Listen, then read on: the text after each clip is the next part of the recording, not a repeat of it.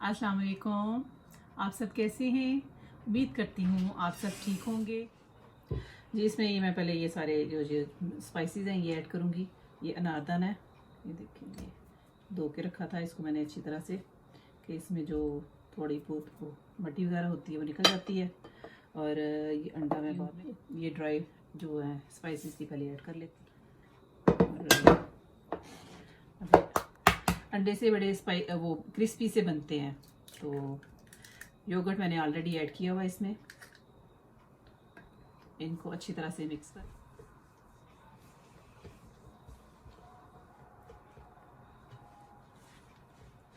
ये देखिए बेसन को पहले मिक्स करके रखा हुआ था, उस वजह से ये बहुत अच्छा सा ये स्मूदी सा ये देखें मिक्स हो गया हुआ है।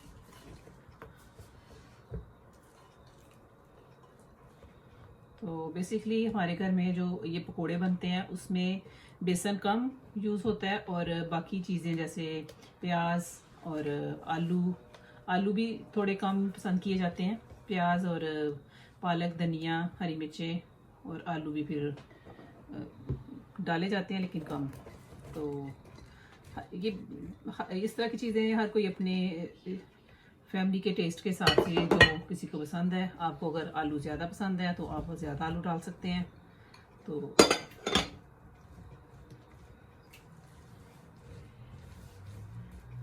इसके लिए मैं दूसरा चम्मच यूज़ करूँगी। ये इसको मैंने मिक्स कर लिया है। अब इसमें ये धनिया और ये पालक मैंने काट के रखी हुई थी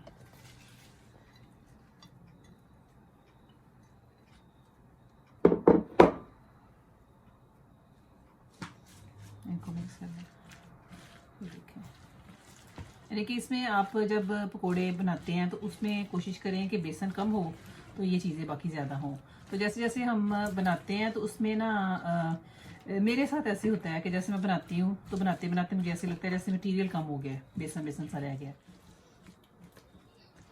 इसमें ये देखिए मैंने मिक्स कर लिया अच्छी तरह से सारा कुछ। और ये जो हरी मिर्चें थी 2 उनको भी ब्रीक ब्रीक चॉप कर लिए। तो इनको भी मिक्स कर लूँगी और ये सब कुछ मिक्स करके इसको मैं आधे घंटे के लिए रखूँगी।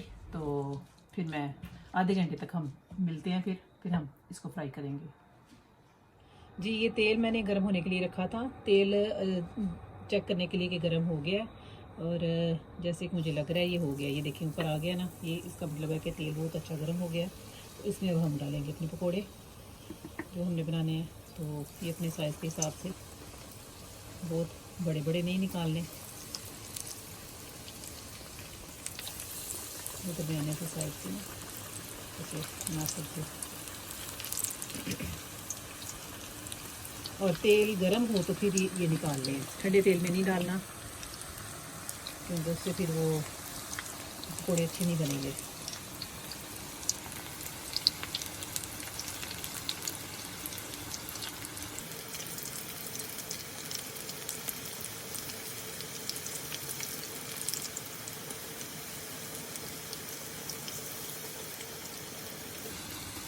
इसी तरह ये मैं सारे डालूंगी।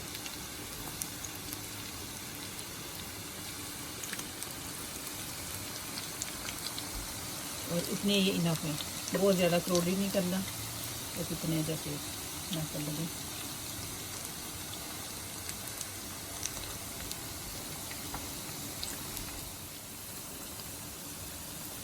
ये असल में अभी ये इधर थोड़ी वो धुआं धुआं सा नज़र आ रहा है ना, स्टीम सी हो गई है इसकी। ये अब जैसे हो गया एक साइड से, उसकी थोड़ी साइड चेंज करेंगे। और देखें देखिए लग रहे हैं। और ये रेडी हो गए हैं, इनको साफ साफ निकालूंगी डिश पर।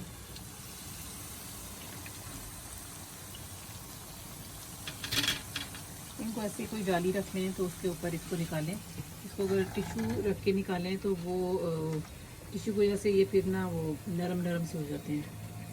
तो ऐसे ये रख के तो करें, उससे ये पकौड़े फिर नरम नहीं रहते। टेस्टी रहती है।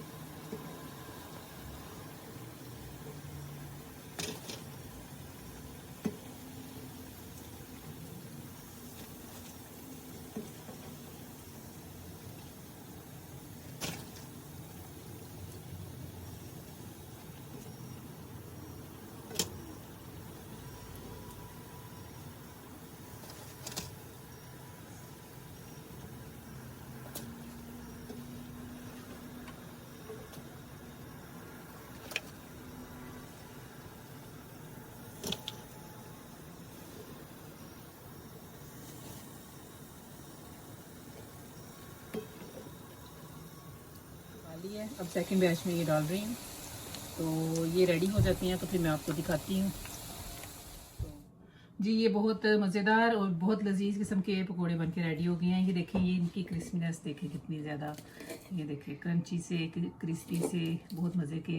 तो इनको अब आप इसके साथ किसी भी चटनी के साथ, जैसे मीठी चटनी आलू बुखारे की है, इसके साथ खाएं, और या केचप के साथ, या दही वाली चटनी जो पुदीने और धनिए की होती है उसके साथ खाएं।